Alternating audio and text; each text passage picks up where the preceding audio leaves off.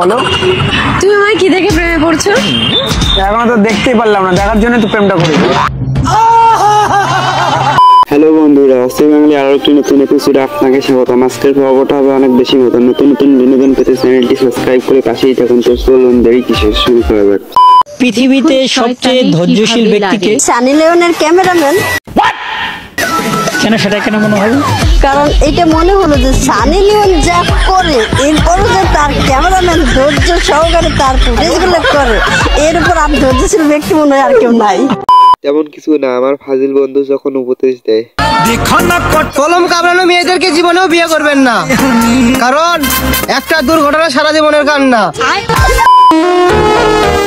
শীত তো চলে এসেছে, এখন থেকে সবাই লাগাবা। আরে মানে ভ্যাসলিন, কি ভাবছো? তেমন কিছু না, 2050 সালে যেভাবে প্রপোজ করা হবে।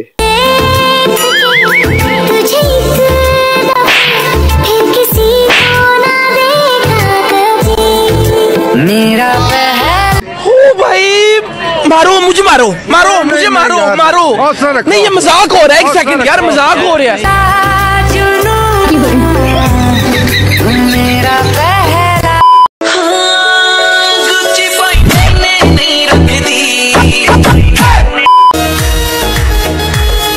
তেমন কিছু না, হাজারো চেষ্টার পর বন্ধুর ক্রাশকে খুঁজে পেলাম, আপনার ক্রাশকে।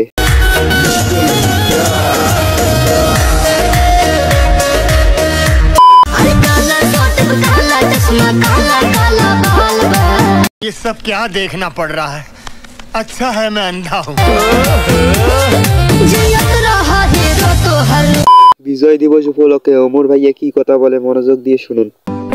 বিজয় দিবসের দিন একটু বাইরে বেরিয়েছিলাম, জোড়ায় জোড়ায় দেশপ্রেমিক দেখা নিজেরা রাজাকার মনে হইতেছিল, তাই বাসায় ফিরে আইছি। কাঁদবেন কিন্তু কাঁদাবেন না, ঠকবেন কিন্তু ঠকাবেন না, ভালোবাসবেন কিন্তু প্রকাশ করবেন না।